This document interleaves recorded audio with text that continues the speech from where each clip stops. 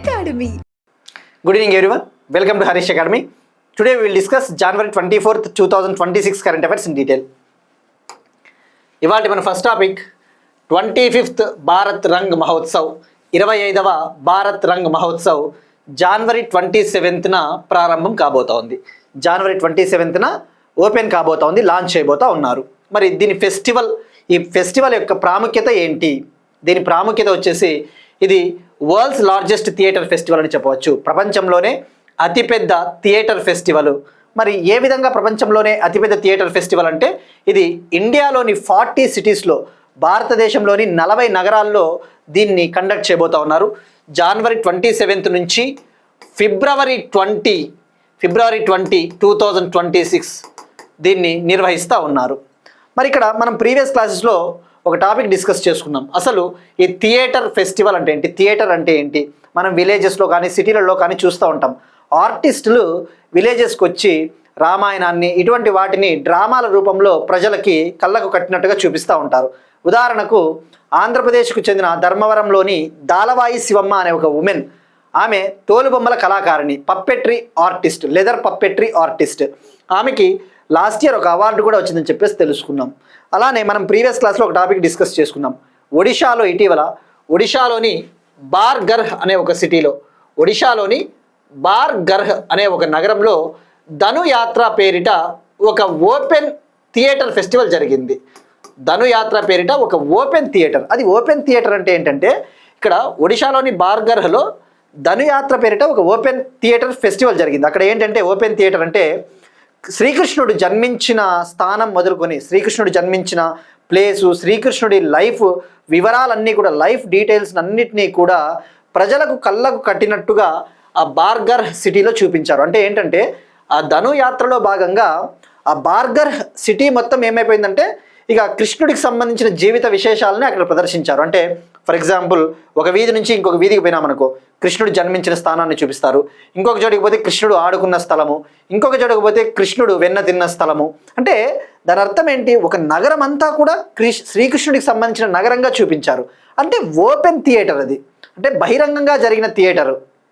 మరి అది ప్రపంచంలోనే అతిపెద్ద ఓపెన్ థియేటర్ ఫెస్టివల్. ఇక్కడ వరల్డ్స్ లార్జెస్ట్ థియేటర్ ఫెస్టివల్గా కూడా దీన్ని భారత్ రంగ్ మహోత్సవ్ అని పిలుస్తారు. మరి ఇందులో భాగంగా ఏం చేయబోతున్నారు అంటే ఇండియాలోని 40 సిటీస్లో ఇది జరగబోతా ఉంది. ఢిల్లీతో మొదలు డిఫరెంట్ సిటీస్లో ఇది ఇంటర్నేషనల్ థియేటర్ ఫెస్టివల్ ఆఫ్ ఇండియాగా చెప్పవచ్చు. దీన్ని national school of drama conduct చేస్తూ ఉంది. నేషనల్ స్కూల్ ఆఫ్ డ్రామా నిర్వహిస్తూ ఉంది. థీమ్ వచ్చేసి సంవాద్ సంస్కృతియోన్కా. థీమ్ వచ్చేసి సంవాద్ సంస్కృతియోంకా. సంస్కృతి అంటే ఏంటి, మన సంస్కృతిని కళ్ళకు కట్టినట్టు చూపించాలి అనే ఒక అర్థం వస్తుంది. సంవాద్ సంస్కృతియోన్కా అంటే హిందీలో ఉందండి థీము, సో అలానే రాసుకోండి. సో ఇది భారత్ రంగ్ మహోత్సవ్. ఈ ఫెస్టివల్ ముగిసిన తర్వాత మనకి ఏమైనా అప్డేట్స్ వస్తే తప్పకుండా యాడ్ చేసుకుందామండి. సో యాజ్ ఆఫ్ నౌ దీన్ని గుర్తుపెట్టుకోవాల్సినది world's largest theatre festival Bharat Rang Mahotsav. మరి ఇందులో భాగంగా ఇండియాలోని డిఫరెంట్ లాంగ్వేజెస్కి సంబంధించిన థియేటర్ ఆర్ట్స్ అంతా కూడా ఇక్కడ ప్రదర్శించబోతా ఉన్నారు. నెక్స్ట్ వన్, రాష్ట్రపతి భవన్లో గ్రంథ కుటీర్ను ప్రారంభించిన రాష్ట్రపతి. ప్రెసిడెంట్ ద్రౌపది ముర్ము గారు నిన్న రాష్ట్రపతి భవన్లో గ్రంథ కుటీర్ని లాంచ్ చేశారు. ఇక్కడ గ్రంథ కుటీర్ అంటే ఇది ఒక బుక్ హౌస్ అని చెప్పవచ్చు. అంటే బుక్ హౌస్ అంటే ఇక్కడ ఇండియాకి సంబంధించిన, ముఖ్యంగా ఇండియన్ క్లాసికల్ లాంగ్వేజెస్కి సంబంధించిన పుస్తకాలన్నీ కూడా ఇక్కడ ఉంటాయన్నమాట. మరి పుస్తక గృహము. మరి ఇక్కడ ఏముంటాయంటే గ్రంథ కుటీర్లో ఇండియాలో ఉన్న 11 క్లాసికల్ లాంగ్వేజెస్ ఏవైతే ఉన్నాయో 11 శాస్త్రీయ భాషలు, 11 క్లాసికల్ లాంగ్వేజెస్కి సంబంధించిన మనుస్క్రిప్ట్స్ అంటే రాతప్రతులు. అంటే ఏంటి మనుస్క్రిప్ట్స్ అంటే తాళపత్ర గ్రంథాలు, చెట్ల బెరడు పైన, పామ్ లీవ్స్ పైన, ఈ ఆకుల పైన, వీటిపైన రాసిన తాళపత్ర గ్రంథాలు, ఇవన్నీ కూడా. అలానే ఇండియన్ క్లాసికల్ లాంగ్వేజెస్కి సంబంధించిన పుస్తకాలు, బుక్స్. ఇప్పుడు మనం ఫర్ ఎగ్జాంపుల్ తెలుగే తీసుకుందాము. తెలుగులో మనకి ఎపిక్స్, పౌరాణిక గ్రంథాలు ఉంటాయి. అలానే లిటరేచర్, సాహిత్యం ఉంటుంది. అలానే సైన్స్ అండ్ టెక్నాలజీ, ఈ సైన్స్ అండ్ టెక్నాలజీకి సంబంధించిన పుస్తకాలు ఉంటాయి. గవర్నెన్స్, పరిపాలనకు సంబంధించిన పుస్తకాలు ఉంటాయి. సో డిఫరెంట్ సెక్టార్స్కి సంబంధించిన బుక్స్ కలెక్షన్ అంతా కూడా ఈ గ్రంథ కుటీర్లో ఉంది. సో ఇక్కడ గుర్తుపెట్టుకోవాల్సింది 11 ఇండియన్ క్లాసికల్ లాంగ్వేజ్కి సంబంధించిన కలెక్షన్ ఆఫ్ బుక్స్. మరి మనకి క్లాసికల్ లాంగ్వేజ్ విషయానికి వస్తే ఇండియాలో ఒక లాంగ్వేజ్కి ఈ యొక్క శాస్త్రీయ భాష హోదా ఇవ్వాలి అంటే మినిస్ట్రీ ఆఫ్ కల్చర్ ఇస్తుంది, సాంస్కృతిక మంత్రిత్వ శాఖ. మరి ఇండియాలో first time classical language status, classical language హోదా పొందిన భాష అంటే 2004లో తమిళ్కి వచ్చింది, 2005లో సాంస్క్రిట్కి వచ్చింది, 2008లో తెలుగుకి వచ్చింది, అలానే 2008లో కన్నడకు కూడా వచ్చిందన్న విషయం గుర్తుపెట్టుకోండి. సో ఇది మనకి ఇన్ఫర్మేషన్. ఇక లాస్ట్ ఇయర్ 2024 అక్టోబర్లో గవర్నమెంట్ ఆఫ్ ఇండియా 5 లాంగ్వేజెస్కి క్లాసికల్ లాంగ్వేజ్ స్టేటస్ ఇచ్చింది. అవి మరాఠీ, పాలీ లాంగ్వేజ్, ప్రాకృత్, అస్సామీ, బెంగాలీ. సో ఈ 5 లాంగ్వేజెస్కి ఇవ్వడం జరిగింది. సో ఇది మనకి క్లాసికల్ లాంగ్వేజ్. మరి క్లాసికల్ లాంగ్వేజ్ హోదా ఇవ్వాలి అంటే ఏ భాషకి పడితే ఆ భాషకి ఇస్తారంటే క్రైటీరియా ఉంటుందండి. క్రైటీరియా అంటే ఆ లాంగ్వేజ్ కనీసము 1500 నుంచి 2000 ఇయర్స్ ఓల్డ్ ఉండాలి, 1500 నుంచి 2000 సంవత్సరాల చరిత్ర కలిగి ఉండాలి ఆ భాష. అటువంటి కొన్ని కండిషన్ల ఆధారంగానే మనకి ఇవ్వడం జరుగుతుంది. ఆ భాష పురాతనమై ఉండాలి, ఆ లాంగ్వేజ్లో ఎక్స్టెన్సివ్ లిటరేచర్ ఉండాలి. అంటే ఏంటి, ఆ భాషలో చాలా భారీ స్థాయిలో సాహిత్యం ఉండాలి, కవితలు కావచ్చు, పాటలు కావచ్చు, భారీ స్థాయిలో సాహిత్యం ఉంటేనే ఆ భాషకి ఆ హోదా ఇవ్వడం జరుగుతుంది. సో ఇక్కడ గుర్తుపెట్టుకోవాల్సింది మనకి క్లాసికల్ లాంగ్వేజెస్ 11 ఉన్నాయి. మరి షెడ్యూల్ 8లో మనకి 22 ఇండియన్ లాంగ్వేజెస్ ఉంటాయని చెప్పేసి కూడా తెలుసుకున్నాం. భారత రాజ్యాంగం, ఇండియన్ కాన్స్టిట్యూషన్ షెడ్యూల్ 8లో 22 లాంగ్వేజెస్ ఉంటాయి. Next one, India International Conference on Democracy and election management. మనం ప్రీవియస్ క్లాస్లో డిస్కస్ చేసుకున్నాం కదండి. భారత ఎన్నికల సంఘం, ఎలక్షన్ కమిషన్ ఆఫ్ ఇండియా న్యూఢిల్లీలోని భారత్ మండపంలో India International Conference on Democracy and election మేనేజ్మెంట్ని నిర్వహించింది. అంటే ఏంటి, ఇది ఈ యొక్క ప్రజాస్వామ్యము, ఎన్నికల నిర్వహణకు సంబంధించిన ఒక అంతర్జాతీయ సమావేశం. సో మనం ఏమని తెలుసుకున్నాం, వన్స్ ఈ కాన్ఫరెన్స్ ముగిసిన తర్వాత మనం ఏమైనా అప్డేట్స్ ఉంటే యాడ్ చేసుకుందామని చెప్పేసి తెలుసుకున్నాం. సో ఇప్పుడు ఈ కాన్ఫరెన్స్లో ఢిల్లీ డిక్లరేషన్ని డిఫరెంట్ కంట్రీస్ యాక్సెప్ట్ చేశాయి. వివిధ దేశాలకు సంబంధించిన ఎన్నికల బాడీలు, డిఫరెంట్ కంట్రీస్కు చెందిన ఎలక్షన్ మేనేజ్మెంట్ బాడీస్, వివిధ దేశాలకు చెందిన ఎన్నికల నిర్వహణ సంస్థలు ఈ ఢిల్లీ డిక్లరేషన్ 2024ని స్వాగతించాయి, యాక్సెప్ట్ చేశాయి. సో ఇక్కడ మనం తెలుసుకోవాల్సింది ఫస్ట్ అగైన్ ఈ కాన్ఫరెన్స్కి సంబంధించి ఏముంది, ఈ ఢిల్లీ డిక్లరేషన్లో హైలైట్స్ ఏమున్నాయి, ఎలక్టోరల్ రీఫార్మ్స్ని మనము ఇలాంటి టాపిక్స్ చదివేటప్పుడు ఎగ్జామ్ పాయింట్ ఆఫ్ వ్యూలో ప్రీవియస్ ఇయర్స్ క్వశ్చన్స్కి ఎలా లింకప్ చేసుకోవాలో మనం తెలుసుకోవాలండి. ఒక కాన్ఫరెన్స్ ముఖ్యంగా ఎప్పుడైనా గుర్తుపెట్టుకోండి, మనకి కరెంట్ అఫైర్స్లో polity, economy, science and technology ఇటువంటి వాటిని మనం అనలిటికల్గా విశ్లేషణాత్మకంగా చర్చించుకుంటూ పోయి ఎగ్జామ్కి లింకప్ చేసుకోవచ్చు. కొన్ని ఫ్యాక్ట్స్ ఉంటాయి. ఉదాహరణకు నిన్న మనం ఒక టాపిక్ డిస్కస్ చేసుకున్నాం, సిఆర్పిఎఫ్ ఆల్ మేల్ కమాండర్ యూనిట్కి తొలిసారిగా ఒక మహిళ సిమ్రాన్ బాలా నేతృత్వం వహిస్తుంది అని చెప్పేసి. అటువంటివి ఫ్యాక్ట్స్ అండి. ఫ్యాక్ట్స్ లాగానే చూడాలి, అనలిటికల్గానే చూడండి. సో ఇప్పుడు మనము first India International Conference on Democracy and election management విషయానికి వస్తే దీన్ని ఆర్గనైజ్ చేసింది India international institute of democracy and election management అనే ఒక ఆర్గనైజేషన్, ఒక సంస్థ. ఇది ఎలక్షన్ కమిషన్ ఆఫ్ ఇండియా కింద ఉంటుంది. మరి థీమ్ వచ్చేసి, ఈ కాన్ఫరెన్స్కి థీమ్ కూడా వీలైతే గుర్తుంచుకోండి, ఎగ్జామ్లో అడగొచ్చు అడగకపోవచ్చు అండి, బట్ మనం రిస్క్ తీసుకోకూడదు కదా. థీమ్ వచ్చేసి democracy for an inclusive, peaceful, resilient and sustainable world. Democracy for an inclusive, peaceful, resilient and sustainable world అంటే ఏంటి, మనకి ఒక సమ్మిళితమైన, శాంతియుతమైన, సుస్థిరమైన ప్రపంచాన్ని సాధించాలి అంటే మనకి ప్రజాస్వామ్యం అవసరం అని చెప్పేసి చెప్తుంది థీమ్. సో మరి ఇప్పుడు ఈ యొక్క కాన్ఫరెన్స్ విషయానికి వస్తే, ఈ కాన్ఫరెన్స్లో సుమారుగా 70 కంట్రీస్కి చెందిన 100 డెలిగేట్స్ అటెండ్ అయ్యారు. 70 దేశాలకు చెందిన 100 మంది ప్రతినిధులు దాకా అటెండ్ అయ్యారు. సుమారుగా 36 మీటింగ్స్ జరిగాయి, 36 చర్చలు జరిగాయి. సో ఇక మనము ఈసీఐ నెట్ అనే ఒక పోర్టల్ని election commission of India launch చేసింది.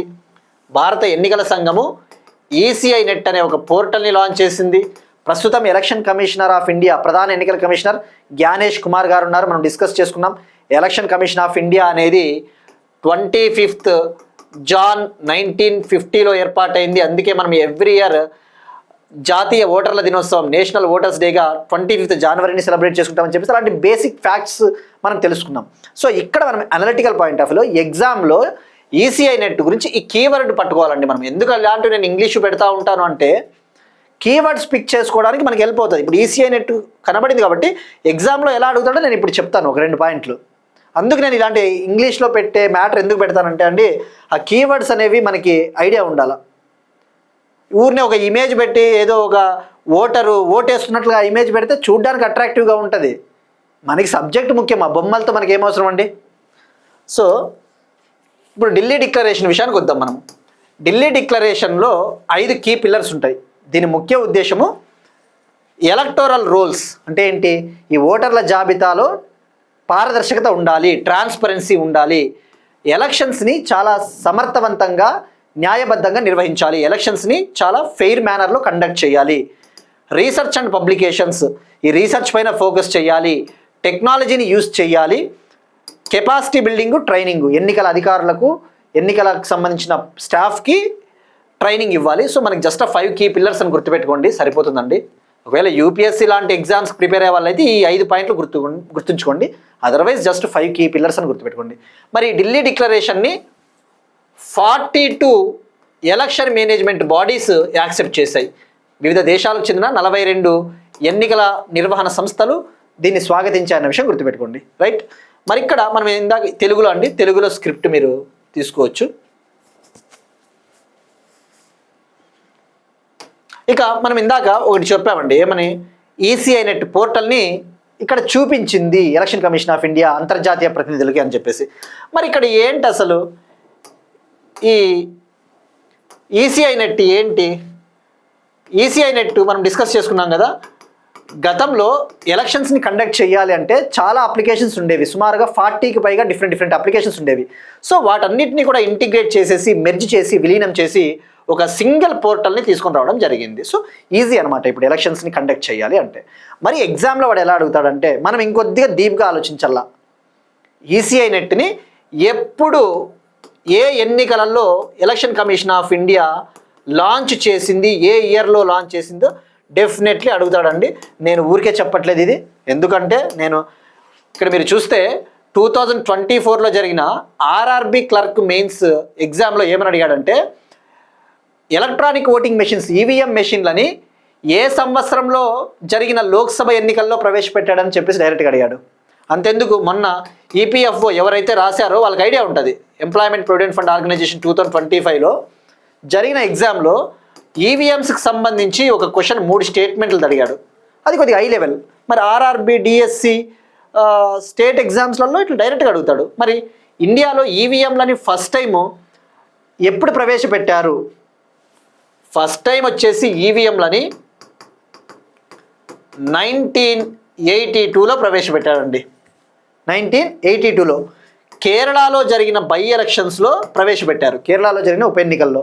ఆ తర్వాత దేశవ్యాప్తంగా 2004లో జరిగిన లోక్సభ ఎలక్షన్స్లో ఈవీఎంస్ని ప్రవేశపెట్టారు. సో ఆన్సర్ వచ్చేసి ఆప్షన్ 4 అండి, ఇక్కడ 2004. సో అడుగుతాడండి ఎందుకంటే ఎలక్షన్ కమిషన్ ఆఫ్ ఇండియా ఏదైనా కొత్తగా ఒకటి లాంచ్ చేస్తూ ఉందంటే మనం తప్పకుండా తెలుసుకోవాలా. ఇప్పుడు మరి ఈసీఐ నెట్ విషయానికి వద్దాం. ఈసీఐ నెట్ని ఎప్పుడు లాంచ్ చేశారు అంటే అందరూ బీహార్ ఎలక్షన్స్ అని కన్ఫ్యూజ్ అయ్యే ఛాన్స్ ఉంది, ఎందుకంటే 2025లో లాంచ్ చేశారు కదా అని. బీహార్ ఎలక్షన్స్ కంటే ముందు ఆంధ్రప్రదేశ్లో 2025 జూన్ ఆ టైంలో కేరళ, గుజరాత్, పంజాబ్, వెస్ట్ బెంగాల్, కేరళ, గుజరాత్, పంజాబ్, వెస్ట్ బెంగాల్లో ఈ 4 రాష్ట్రాలలో 5 బై ఎలక్షన్స్ జరిగాయి, 5 ఉప ఎన్నికలు జరిగాయి. అప్పుడు ఈసీఐ నెట్ పోర్టల్ని పైలట్ ప్రాజెక్ట్లో భాగంగా లాంచ్ చేశారు. ఇక బీహార్ ఎలక్షన్స్లో పూర్తి స్థాయిలో దీన్ని తీసుకొని వచ్చారు. ఆ విషయం గుర్తుపెట్టుకోండి, కేర్ఫుల్. సో అదే అండి. సో అందుకే ఇంగ్లీష్లో స్క్రిప్ట్ ఉంటుంది, మీరు కొద్దిగా అడ్జస్ట్ చేసుకోండి. నేను ఎలాగో క్లియర్గా తెలుగులోనే చెప్తున్నాను కాబట్టి డెఫినెట్లీ సబ్జెక్ట్ విషయంలో 100% న్యాయం చేయడానికే ట్రై చేస్తాము. సో ఇక్కడ స్క్రిప్ట్ గురించి మీరు ఆలోచించొద్దండి, మన మాతృభాష తెలుగే కాబట్టి నేను డెఫినెట్లీ తెలుగులోనే చెప్తాను. ఇక నెక్స్ట్ వన్, ఆపరేషన్ మెగాబురు. ఈ ఆపరేషన్ మెగాబుర్ని సెంట్రల్ రిజర్వ్ పోలీస్ ఫోర్స్ వాళ్ళు జార్ఖండ్లోని వెస్ట్ సింగ్బమ్ డిస్టిక్లో లాంచ్ చేశారు. ఇక్కడ ఈ ఆపరేషన్ ముఖ్య ఉద్దేశం ఏంటంటే ఇండియాలో నక్సల్ ప్రాబ్లం ఎక్కువ ఉంది, మావోయిస్టుల సమస్య. సో ఈ మావోయిస్టుల్ని ఏరిపారేయాలి, ఈ మావోయిస్ట్ ప్రాబ్లమ్ని ఎలిమినేట్ చేయాలి, నిర్మూలించాలి అని చెప్పేసి central reserve police force CRPF security forces వాళ్ళు జార్ఖండ్లోని వెస్ట్ సింగ్బమ్ జిల్లాలో లాంచ్ చేశారు. సో ఇది మనకి డైరెక్ట్గా ఫ్యాక్ట్ సరిపోతుందండి. అగైన్ మళ్ళీ చెప్తున్నా, ఇది డైరెక్ట్గా నువ్వు వన్ లైనర్గా చదువుకోవాలంటే చదువుకోవచ్చు. ఆపరేషన్ మెగాబూర్ ఎవరు లాంచ్ చేశారు, ఎందుకు లాంచ్ చేశారు, కానీ నువ్వు కొద్దిగా అనలిటికల్గా పోవాలా. ఎందుకంటే ఈ మధ్య కాలంలో నక్సలిజం సమస్య ఎక్కువగా ఉంది. Union home minister Amit Shah గారు పదే పదే చెప్తా ఉన్నారు. ఏమని చెప్తా ఉన్నారు? నక్సలిజాన్ని March 31, 2026 కల్లా మేము అంతం చేస్తాము, March 31, 2026 కల్లా ఎలిమినేట్ చేస్తామని చెప్పారు. ఈ target year very very very very important. So please remember it, right? ఇక మనం పోదాం ఈ ఆపరేషన్ మెగాబురు. సో అర్థమై సింపుల్. ఈ ఆపరేషన్లో భాగంగా సిపిఐ టాప్ లీడర్ పతిరం మంజీ అనే అతన్ని చంపేశారు. మనకు అది అనవసరం అండి. మరి ఎక్కడ దీన్ని కండక్ట్ చేశారంటే జార్ఖండ్లోని సరందా అడవుల్లో నిర్వహించారు. మరి ఇక్కడ మనం తెలుసుకోవాల్సింది, ఇండియాలో ఈ నక్సలిజం సమస్య ఎప్పుడు వచ్చింది అసలు? 1967లో వెస్ట్ బెంగాల్లో నక్సల్ బరీ ఉద్యమం ప్రారంభమైంది. 1967లో వెస్ట్ బెంగాల్లో నక్సల్ బరీ మూవ్మెంట్ స్టార్ట్ అయింది. మరి ఇక్కడ మనం తెలుసుకోవాల్సింది, ఇండియాలో నక్సలిజాన్ని ఏమంటారు? Left wing extremism. Left wing extremism అంటే ఏంటి? వామపక్షవాద తీవ్రవాదము. మరి మనం తెలుసుకోవాల్సింది ఎగ్జామ్ పాయింట్ ఆఫ్ వ్యూలో, ఈ లెఫ్ట్ వింగ్ ఎక్స్ట్రీమిజం డిస్టిక్లు ఇండియాలో ఎన్నున్నాయి? ఈ ఎల్డబ్ల్యూ వల్ల ప్రభావితం అవుతా ఉన్న జిల్లాలు ఎన్నున్నాయి? ఈ ఎల్డబ్ల్యూ వల్ల అత్యంత ప్రభావితం అవుతా ఉన్న జిల్లాలు ఎన్ని ఉన్నాయి? 1 by 1 మనం డీటెయిల్గా తెలుసుకోవాలా. ఇప్పుడు మనం చూస్తే ఇండియాలో ఎల్డబ్ల్యూవి ప్రభావిత జిల్లాలు 18 ఉండే గతంలో, ఇప్పుడు 11కి తగ్గాయి. ఎల్డబ్ల్యూవి అఫెక్టెడ్ డిస్ట్రిక్ట్స్ 18 నుంచి 11కి వచ్చాయి. మరి మోస్ట్ అఫెక్టెడ్ ఎల్డబ్ల్యూవి డిస్ట్రిక్ట్స్ అంటే ఏంటి? అత్యంత ప్రభావితము. అవి గతంలో 6 ఉండే, ఇప్పుడు 3కి వచ్చినాయి. మరి మనం తెలుసుకోవాల్సింది, మన తెలుగు రాష్ట్రాల్లో ఏమైనా ఉన్నాయా? ఇప్పుడు ఎల్డబ్ల్యూవి ప్రభావిత జిల్లాలు 11 ఉన్నాయి కదా, ఈ 11లో మన ఆంధ్ర తెలంగాణలో ఒక్కటి కూడా లేదు. మరి అత్యంత ప్రభావిత జిల్లాలు 3 కూడా ఛత్తీస్గఢ్లోనే ఉన్నాయి. అవి ఏవి అంటే బీజాపూరు, సుక్మా, నారాయణపూరు. అంటే ఇవి కూడా మన ఆంధ్రప్రదేశ్ తెలంగాణలో లేవు. అంటే దాని అర్థం ఏంటి? ఆంధ్రప్రదేశ్ తెలంగాణ రాష్ట్రాలలో నక్సల్ ప్రభావిత జిల్లాలు 0 అన్న విషయం గుర్తుపెట్టుకోండి. Naxal affected districts are 0 in Andhra and Telangana. This very much important, right? ఇది తెలుగులో కూడా స్క్రిప్ట్ అండి. ఇక ఇంకొక పాయింట్ ఉంది మనం తెలుసుకోవాల్సింది. ఏంటంటే ఇప్పుడు టార్గెట్ ఇయర్ ఏమని పెట్టుకున్నాం మనము? March 31, 2026 కల్లా ఎలిమినేట్ చేయాలా, ఇది గుర్తుపెట్టుకోండి. మరి ఇక రెడ్ కారిడార్ అని ఉండేది ఒకప్పుడు. రెడ్ కారిడార్ ఇప్పటికీ ఉంది. అంటే ఇండియాలో ఈ యొక్క నక్సల్ సమస్య ఎక్కువగా ఏ ప్రాంతాల్లో ఉంది అంటే 9 డిస్టిక్లు, 9 స్టేట్లు రెడ్ కారిడార్ అంటారు.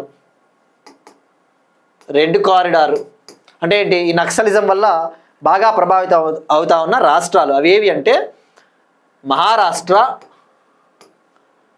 మధ్యప్రదేశ్, ఛత్తీస్గఢ్, జార్ఖండ్, ఒడిషా, వెస్ట్ బెంగాల్, కేరళ, ఆంధ్రప్రదేశ్, తెలంగాణ. అంటే రెడ్ కారిడార్ అంటే ఇక్కడ నక్సలైట్లు ఉంటారు. ఇక్కడ ఇందాక నేను చెప్పినా కదా, ఆంధ్ర తెలంగాణలో నక్సల్ ప్రభావిత జిల్లాలు లేవన్నంత మాత్రాన నక్సలైట్లు లేరని కాదండి, ఉంటారు, కానీ ఎక్కువగా ప్రభావితం లేదు అన్న విషయం గుర్తుపెట్టుకోండి. స్టిల్ ఆంధ్ర తెలంగాణ అనేది రెడ్ కారిడార్లో భాగమే. ఇది అడిషనల్ ఇన్ఫర్మేషన్ అండి, బట్ ఈ పాయింట్లు అయితే చాలా ఇంపార్టెంట్, రైట్? నెక్స్ట్ వన్, 49వ అంతర్జాతీయ కోల్కతా పుస్తక ప్రదర్శన ప్రారంభం. 49th international Kolkata book fair కోల్కతాలోని సాల్ట్ లేక్లో స్టార్ట్ అయిందండి. ఇటువంటివి మనం తెలుసుకోవాల్సింది క్రొనాలజికల్గా తెలుసుకోవాలా. ఎప్పుడు ప్రారంభించారు, ఎక్కడ ప్రారంభించారు, ఎవరు ప్రారంభించారు, ఎంతమంది అటెండ్ అయ్యారు, ఇటువంటి బేసిక్స్. ఇక్కడ దీన్ని నువ్వు విశ్లేషణాత్మకంగా తీసుకోవడానికి కూడా ఏముండదు, దీన్ని అనలైజ్ చేయడానికి కూడా ఏముండదు. సో ఇప్పుడు మనము ఈ 49th international Kolkata book fair విషయానికి వస్తే దీన్ని నిర్వహిస్తూ ఉన్నది publishers and book sellers guild. Publishers and book sellers guild. Guild అంటే ఈ యొక్క ఒక సంస్థ లాంటిది. మరి చైనా పార్టిసిపేట్ చేస్తూ ఉంది. చైనా 15 ఏళ్ల తర్వాత ఈ బుక్ ఫెయిర్లో పాల్గొంటూ ఉంది.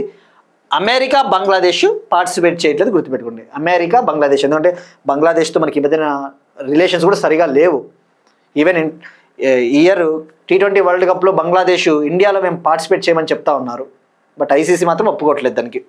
సో మరి ఇక్కడ ఈ ఫెయిర్ ముఖ్య ఉద్దేశం ఏంటి అంటే అర్జెంటీనా థీమ్ కంట్రీ. అంటే ఏంటి? అర్జెంటీనా కంట్రీకి చెందిన బుక్స్ పైన ఎక్కువగా ఫోకస్ చేయబోతున్నారు. థీమ్ కంట్రీ ఏది అంటే అర్జెంటీనా. మరి ఈ బుక్ ఫెయిర్లో ఆథర్సు, పబ్లిషర్సు, రచయితలు అందరూ పాల్గొంటారు. మనం కూడా వెళ్ళి పాల్గొనవచ్చు, కొనాలనుకుంటే కొనవచ్చు. బట్ ఇట్స్ హైలీ కొద్ది కష్టమే, కోల్కతాకి వెళ్ళలే కదా ఇప్పుడు ప్రజెంట్ అయితే. మొన్న అయితే హైదరాబాద్లో జరిగింది కదా, మొన్న న్యూఢిల్లీలో జరిగింది 53rd edition of international book fair. 53వ ఎడిషన్ న్యూఢిల్లీలో మొన్న జరిగింది. రైట్. నెక్స్ట్ వన్, 4వ పారిశ్రామిక విప్లవం కోసం వరల్డ్ ఎకనామిక్ ఫోరం 5 కొత్త కేంద్రాలు ప్రారంభించనుంది. అందులో ఇండియాలో 1 ప్రారంభించనుంది. 4th ఇండస్ట్రియల్ రెవల్యూషన్ కోసం వరల్డ్ ఎకనామిక్ ఫోరం 5 న్యూ సెంటర్స్ని లాంచ్ చేయబోతా ఉంది. ఆ 5 న్యూ సెంటర్స్లో ఇండియాలో 1 లాంచ్ చేయబోతా ఉన్నారు. సో ఫస్ట్ ఇక్కడ మనం తెలుసుకోవాల్సింది అగైన్ ఈ 4th ఇండస్ట్రియల్ రెవల్యూషన్ ఏంటో తెలిసిన తర్వాతనే దీని గురించి రావాలి. అప్పుడే మనకు అర్థమవుతుంది, లేకపోతే అర్థం కాదు. ఇప్పుడు మనకి 18th సెంచరీలో 18వ శతాబ్దం అంటే ఏంటి, 1700 నుంచి 1800 ఆ టైంలో స్టీమ్ ఇంజన్స్ ఎక్కువగా ఉండేవి. అంటే ఏంటి, ఈ స్టీమ్ ఇంజన్లు కదా మనకి రైళ్ళు, స్టీమ్ ఇంజన్లు ఎక్కువగా నడిచేవి. ఇది ఇండస్ట్రియల్ రెవల్యూషన్ 1.0. ఇక 19th సెంచరీ అంటే ఏంటి, 1800స్లో 1800 ఆ సంవత్సరాల ఆ టైంలలో ఇండస్ట్రియల్ రెవల్యూషన్ 2.0 వచ్చింది. అంటే ఏంటి, ఎలక్ట్రిసిటీ వచ్చింది, మనకి విద్యుత్ వచ్చింది. ఇక 20th సెంచరీలో, 20th సెంచరీ అంటే ఏంటి, 1900s 1900, 1940, 1950 ఆ టైంలో మనకి కంప్యూటర్స్ వచ్చాయి, ఇన్ఫర్మేషన్ టెక్నాలజీ వచ్చింది, ఎలక్ట్రానిక్స్ వచ్చింది. ఇది ఇండస్ట్రియల్ రెవల్యూషన్ 3.0. మరి ఇప్పుడు 21st సెంచరీలో మనం బతుకుతా ఉన్నాం, అంటే 2000 దాటిన తర్వాత. మరి ఇప్పుడు ఇండస్ట్రియల్ రెవల్యూషన్ 4.0 వచ్చింది. మరి ఇక్కడ ఏంటి, క్వాంటమ్ కంప్యూటర్స్ వచ్చినాయి, సూపర్ కంప్యూటర్స్ వచ్చాయి, cyber physical systems, cyber systems, internet of things, block chain, smart homes. మనం ఎక్కడున్నా కూడా మన మొబైల్ ఫోన్తో మన ఇంటి తాళాన్ని ఓపెన్ చేయవచ్చు. అంటే ఈ డిజిటల్ టెక్నాలజీస్తో ఫిజికల్ వరల్డ్స్ని మనం కనెక్ట్ చేస్తూ ఉన్నాము. సో ఇది ఇండస్ట్రియల్ రెవల్యూషన్ 4.0.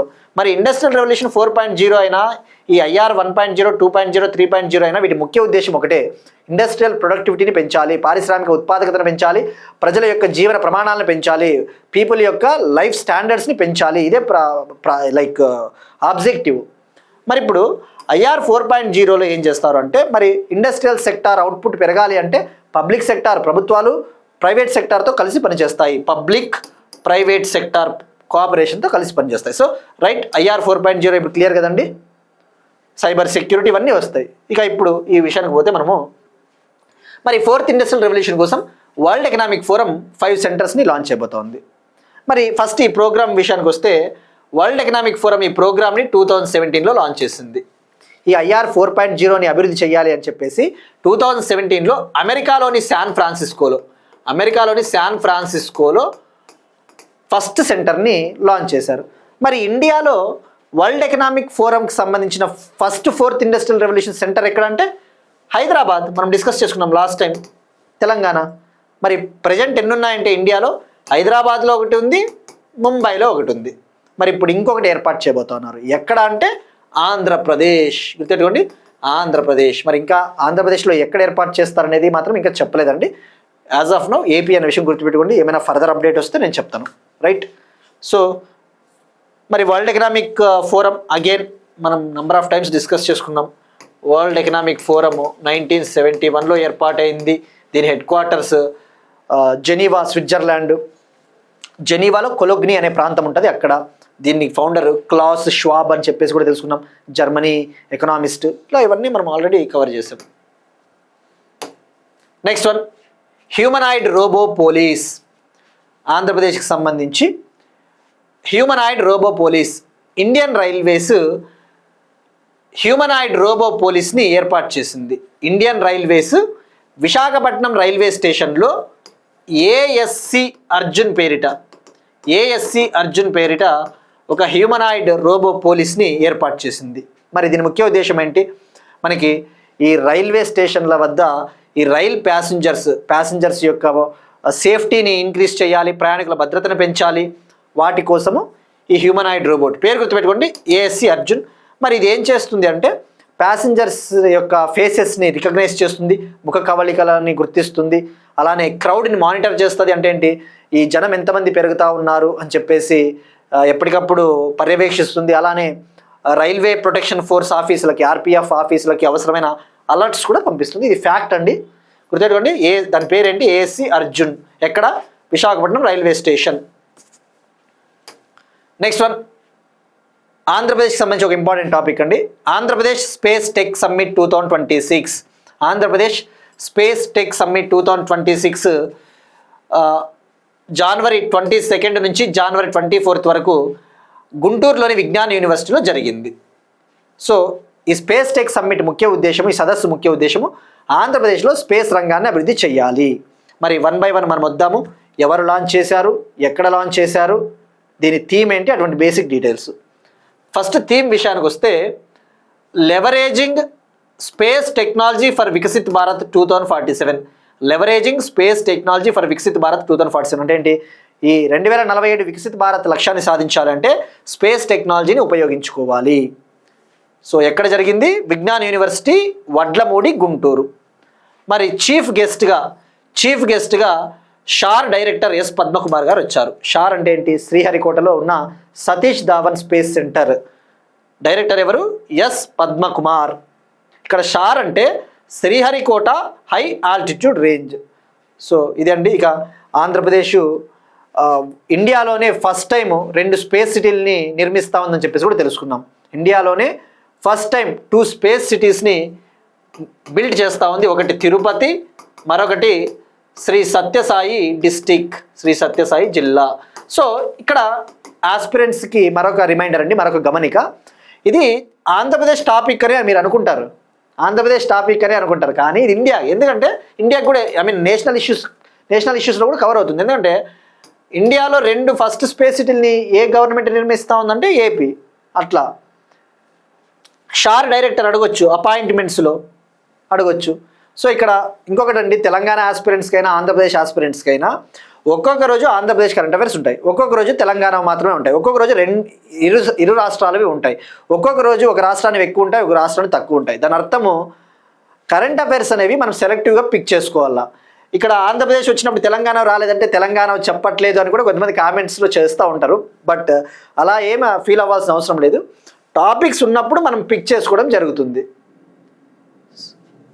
సో మన హరీష్ అకాడమీ అనేది 2 తెలుగు రాష్ట్రాలకు సంబంధించి సేవలు అందిస్తూ ఉందన్న విషయం కూడా మనకందరికీ తెలిసిందే. Next one, long range anti ship hypersonic glide missile డిఫెన్స్కి సంబంధించి డిఆర్డిఓ ఈ సంవత్సరము న్యూఢిల్లీలోని కర్తవ్య పత్లో జరగబోయే 77th రిపబ్లిక్ డే 77వ గణతంత్ర దినోత్సవ వేడుకలలో ఈ long range anti ship hypersonic glide missile వాహనాన్ని, ఈ యొక్క మిస్సైల్ని ప్రదర్శించబోతా ఉంది. సో మనం ఎగ్జామ్ పాయింట్ ఆఫ్ వ్యూలో ఈ మిస్సైల్ గురించి తెలుసుకోవాలి. ఇది స్వదేశీ మిస్సైల్, అంటే ఇండిజినస్ మిస్సైల్. ఇక్కడ హైపర్సోనిక్ అంటే ఏంటి? మనం మెనీ టైమ్స్ డిస్కస్ చేసుకున్నాం చాలాసార్లు. Sub sonic, super sonic, hypersonic అంటే. ఫస్ట్ మరి హైపర్సోనిక్ అంటే ఏందో తెలుసుకున్న తర్వాత ఈ మిస్సైల్ గురించి తెలుసుకుందాం, అప్పుడే అర్థమవుతుంది. ఇక్కడ first speed of the sound, ధ్వని వేగము 1 మ్యాక్. ధ్వని వేగాన్ని మ్యాక్లలో కొలుస్తారు. మ్యాక్ అనే ఒక దాంట్లో కొలుస్తారు. సో ధ్వని వేగము 1 మ్యాక్. హైపర్సోనిక్ అంటే 5 మ్యాక్ కంటే ఎక్కువ వేగంతో దూసుకుపోతే అది హైపర్సోనిక్. అదే సబ్సోనిక్ అంటే ధ్వని వేగం కంటే తక్కువ వేగంతో దూసుకుపోతే అది సబ్సోనిక్. లెస్ దాన్ 1 మ్యాక్ అయితే సబ్సోనిక్. సూపర్ సోనిక్ అయితే ధ్వని వేగం కంటే ఎక్కువ దూసుకొని పోతే, అంటే greater than 1 Mach up to 5 Mach. 1 Mach కంటే ఎక్కువ నుంచి 5 మ్యాక్ల వరకు దూసుకొని పోతే అది సూపర్ సోనిక్.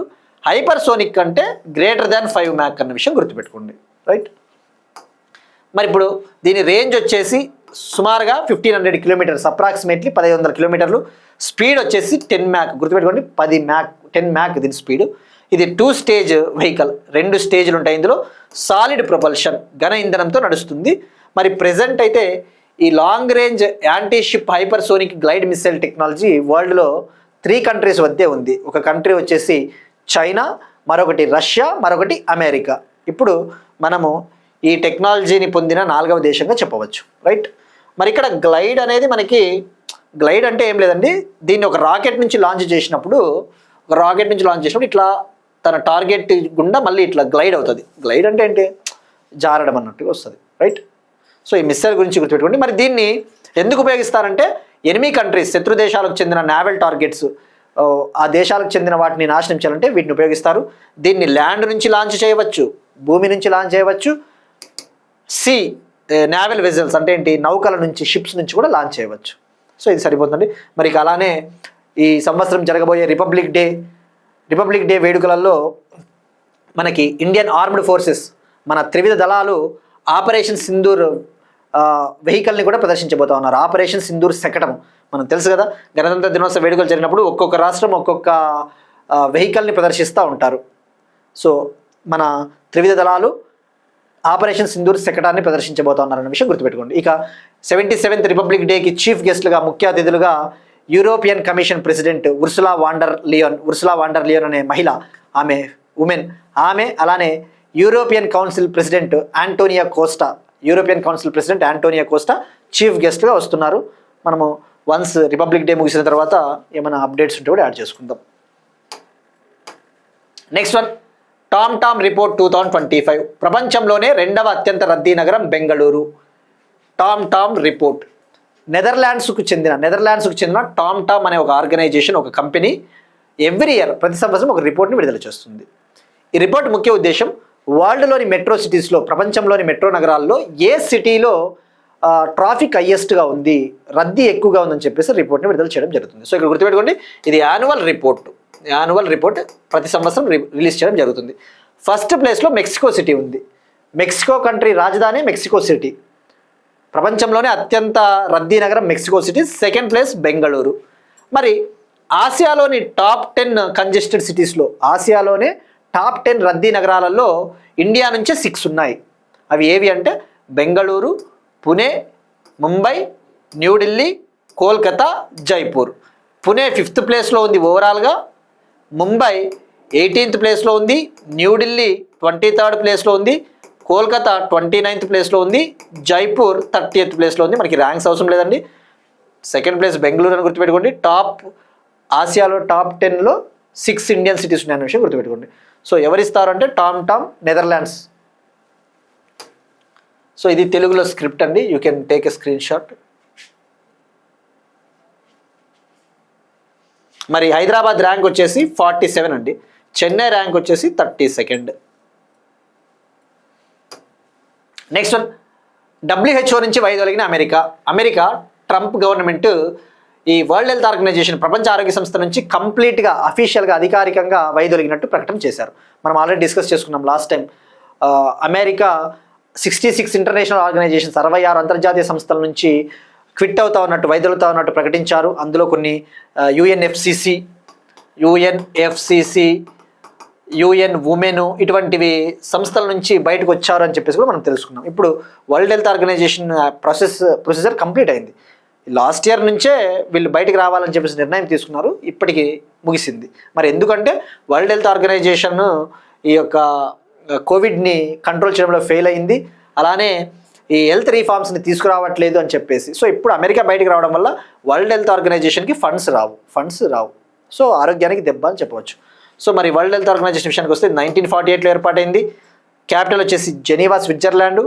ఇది యుఎన్ స్పెషలైజ్డ్ ఏజెన్సీ, ఐక్యరాజ్య సమితి ప్రత్యేక సంస్థ. ఇందులో 194 కంట్రీస్ ఉంటాయి. 194 కంట్రీస్, ఇందులో ఇండియా కూడా మెంబరే.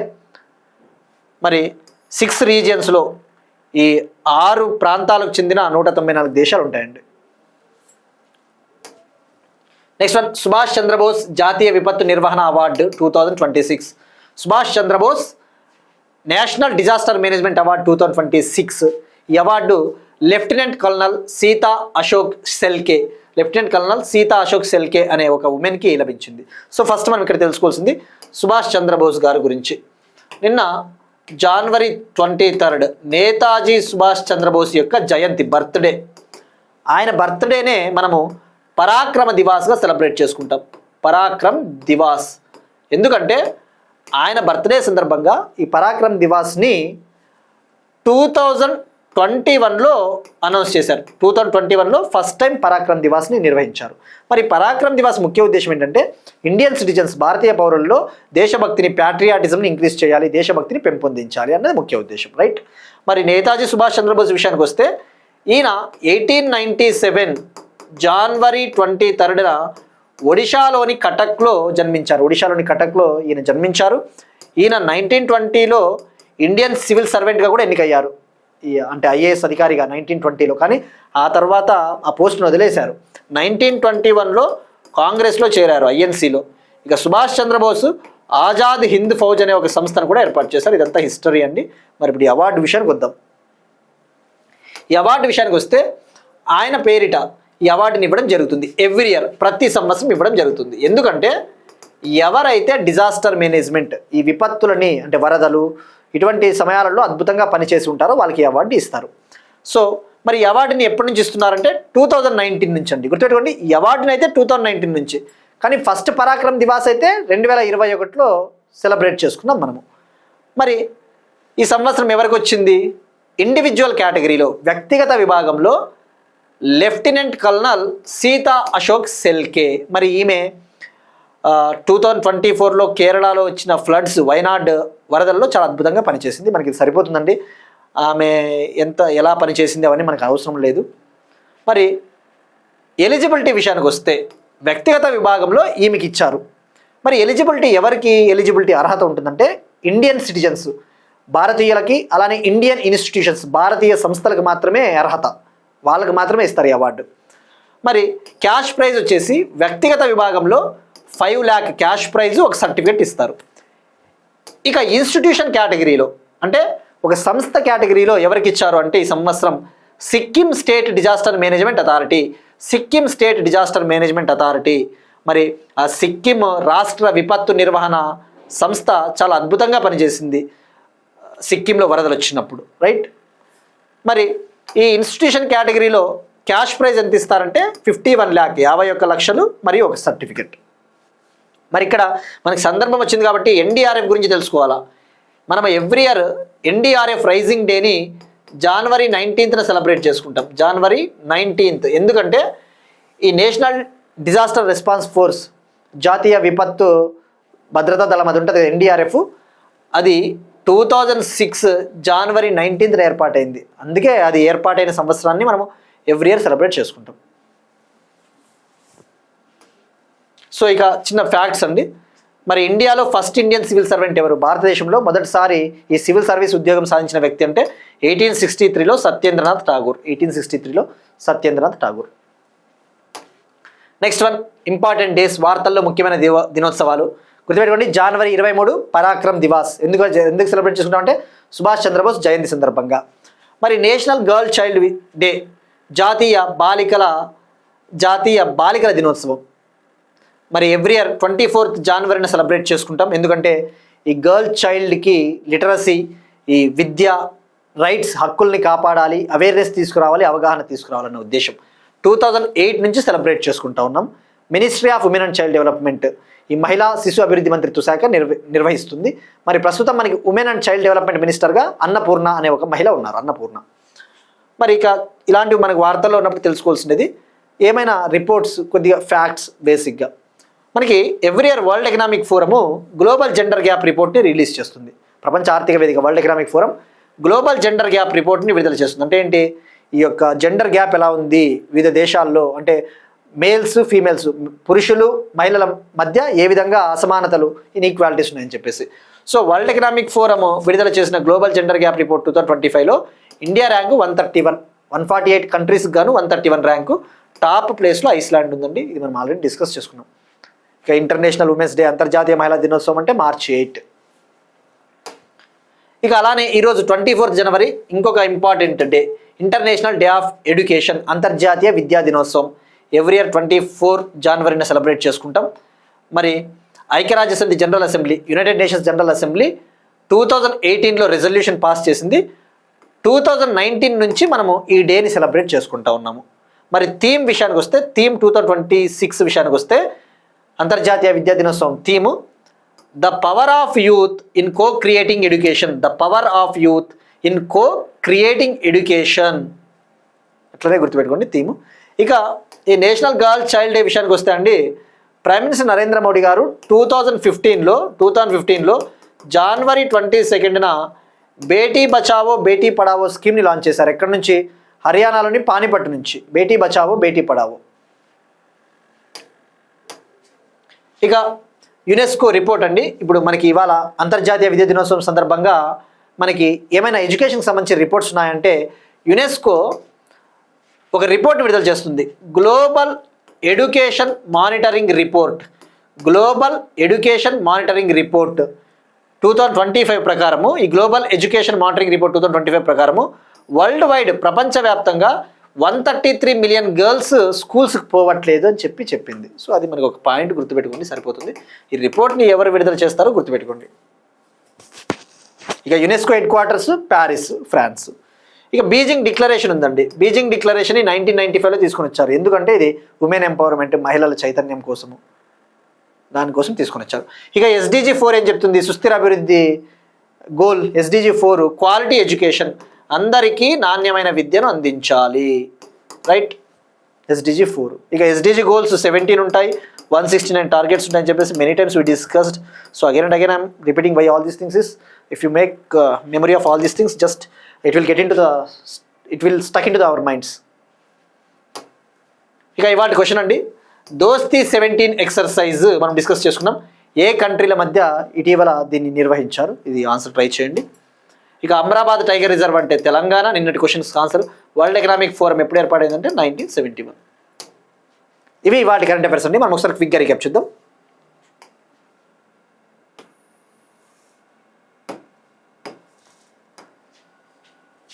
ట్వంటీ-ఫిఫ్త్ భారత్ రంగ్ మహోత్సవ్,